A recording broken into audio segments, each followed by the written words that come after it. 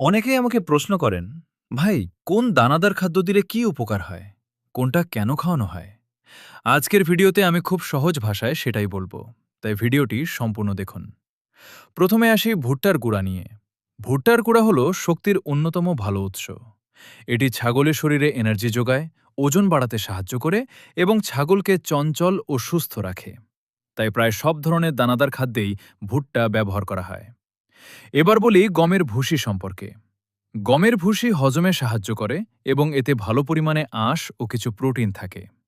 এটি খাবার সহজে হজম হতে সাহায্য করে এবং পেটের সমস্যা কিছুটা কমাতে সহায়তা করে। এখন আসি চালের কুড়া নিয়ে। চালের কুড়ায় শক্তি, কিছু চর্বি এবং প্রয়োজনীয় ভিটামিন থাকে। এটি ছাগলের শরীরে শক্তির ঘাটতি পূরণে সাহায্য করে। তবে বেশি পরিমাণে না দিয়ে পরিমিত পরিমাণে খাওয়ানো ভালো। এবার বলি সয়াবিন খৈল সম্পর্কে। সয়াবিন খৈল প্রোটিনের খুব ভালো উৎস। এটি ছাগলের মাংসপেশি গঠন, দ্রুত বৃদ্ধি এবং বাচ্চা ছাগলের ভালো বিকাশে গুরুত্বপূর্ণ ভূমিকা রাখে। এরপর আছে সরিষার খৈল।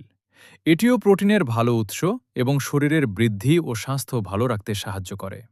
তবে অবশ্যই পরিমিত পরিমাণে ব্যবহার করতে হবে। ডালের ভাঙা বা ডালের কুড়া ছাগলের জন্য ভালো প্রোটিন সরবরাহ করে।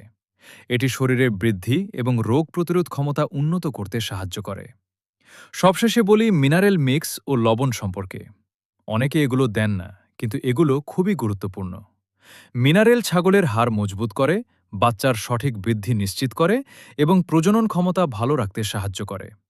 একটা কথা সব সময় মনে রাখবেন, একটি মাত্র দানাদার খাদ্য কখনোই ছাগলের সব পুষ্টির চাহিদা পূরণ করতে পারে না। তাই সঠিক অনুপাতে কয়েকটি উপাদান মিশিয়ে খাবার তৈরি করতে হবে। আর অবশ্যই সবুজ ঘাস এবং সব সময় পরিষ্কার পানির ব্যবস্থা রাখতে হবে। আপনারা যদি চান, তাহলে পরের ভিডিওতে আমি দেখাবো কোন বয়সের ছাগলকে দিনে ঠিক কত গ্রাম দানাদার খাদ্য দিতে হবে এবং